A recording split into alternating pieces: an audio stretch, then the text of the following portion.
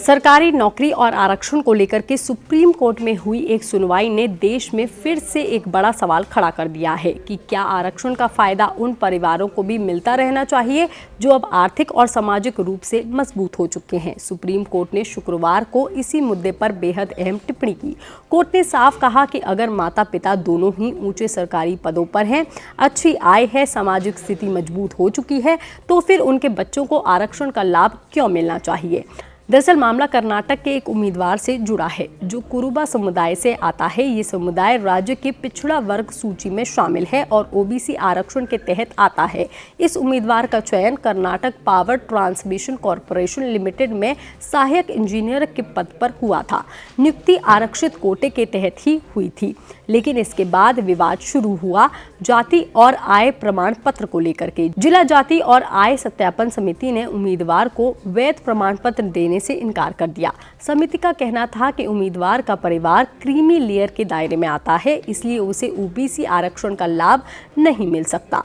जांच में सामने आया था कि उम्मीदवार के माता पिता दोनों सरकारी कर्मचारी हैं और परिवार की सालाना आय करीब 19,48,000 रुपए है, जबकि ओबीसी आरक्षण में क्रीमी लेयर की मौजूदगी सीमा 8 लाख रुपए सालाना तय की गई है। यानी यदि किसी ओबीसी परिवार की आय 8 लाख रुपए से ज्यादा है तो सामान्य तौर पर उनके बच्चों को आरक्षण का लाभ नहीं मिलता। यहीं से मामला अदालत पहुंच गया। सुप्रीम कोर्ट की बेंच में जस्टिस बी नगरत्न और जस्टिस उज्ज्वला भुइया शामिल हुए थे। सुनवाई के दौरान कोर्ट ने कई ऐसी टिप्पणियां की जिन पर अब देश भर में बहस शुरू हो गई है। कोर्ट ने कहा कि शिक्षा, आर्थिक और मजबूती और अच्छी सरकारी नौकरी सिर्फ पैसा नहीं देती, बल्कि सामाजिक स्थिति भी बदल देती है। अगर कोई परिवार लंबे समय से सरकारी पदों पर है, आर्थिक रूप से सुरक्षित है और समाज में उसका प्रभाव बढ़ चुका है, तो फिर उसी परिवार की अगली पीढ़ी को भी आरक्षण मिलता रहे, ये सवाल उठना स्वाभाविक है। सुप्रीम कोर्ट ने यहाँ तक कह दिया कि अगर माता पिता दोनों आईएएस अधिकारी हों,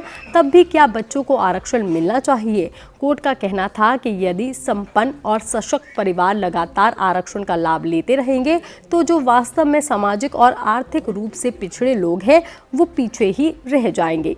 कोर्ट ने साफ कहा कि आरक्षण का मकसद सामाजिक न्याय है, लेकिन उसमें संतुलन भी जरूरी है। हालांकि दूसरी तरफ उम्मीदवार की ओर से भी मजबूत दलीलें दी गई। याचिकाकर्ता के वकील शशांक रत्नू ने कहा कि सिर्फ वेतन या आय के आधार पर किसी को भी क्रीमी लेयर घोषित नहीं किया जा सकता।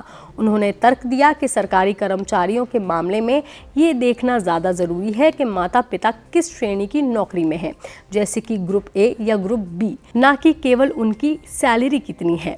वकील ने यह भी कहा कि अगर सिर्फ वेतन को आधार बना दिया जाए तो भविष्य में ड्राइवर, क्लीनर, चपरासी या निचले स्तर के कर्मचारी भी आरक्षण से बाहर हो सकते हैं, क्योंकि कई बार वेतन संरचना बदलने से उनकी आय सीमा पार कर सकती है। यानी कि बहस सिर्फ पैसे की नहीं है, बल्कि इस बात की भी है कि सामाजिक पिछड़ापन कैसे तय किया जाए। दिलचस्प बात यह है कि इस मामले में कर्नाटक हाईकोर्ट के भीतर भी अलग अलग फैसले आए।